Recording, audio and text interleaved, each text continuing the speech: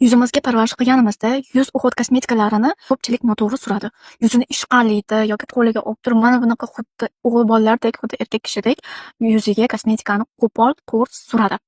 Va shu holatda man ko'pchilikka, o'zimni tanishlarimga yoki kimdir mendan konsultatsiya olsa, maslahat olsa, man har doim eng oddiy bazaviy bilimlarni, ya'ni yuz uhudini surishdan to yuz uhudini tanlash va yuz bo'yicha, ya'ni yuzni qanday uhud qilish kerak, parvarish qilish kerak, mana shu ma'lumotlarni hammasini ipidan ignasigacha berib o'taman. Bu gaplarim isboti tariqasida man hozir bitta videoni ko'rsatmoqchiman. Eshitib ko'ring. 어때? 나는 젊을 때부터 얼굴을 이래 씩씩한 바로 네. 이래 이렇게?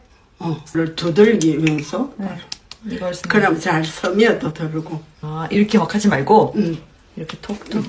어릴 때부터 내가 그리 들었고 나도 막 무의식 중에 요 할매들 보면 뭐 바를 때 씩씩 막 이래 막 나는 이래 이렇게. 바르거든.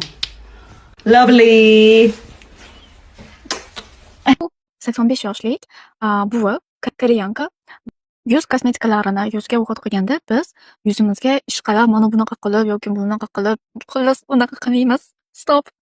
Unaqa surish kerak emas. Pahlo poyishi, o'zbekchasini bilmadim. O'zbekchasini topolmadim.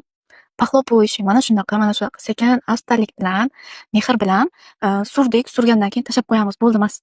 Surgandan keyin biz albatta yuzimizga surgan kosmetikamiz singishi uchun yordam berib, muayyan yumshoq harakatlar bilan yordam berishimiz kerak. Pahlo poyishi dvijeniyalar bilan.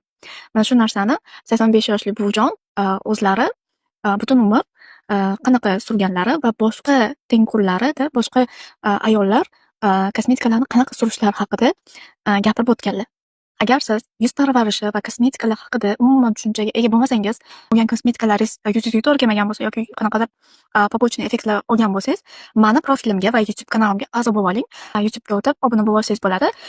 Instagramda, Reelsda sig'magan videolarimni YouTube kanalimda joylab boraman va YouTube va Instagram profilimda men har doim Koreya kosmetikalari bo'yicha o'zimning 10 yillik tajribam va 10 yil davomida bilgan ma'lumotlarim, koreyaliklardan bilgan ma'lumotlarim, bilimlarim va o'zimning shaxsiy tajribamdan kelib chiqqan holatda men o'zim ishlatgan va ishlatmagan, ishlatishni tavsiya qilmaydigan to'g'rirog'i kosmetikalar haqida obzorlar va ma'lumotlar joylab boraman. Albatta obuna bo'ling va meni kanallarimni kuzatishda davom eting.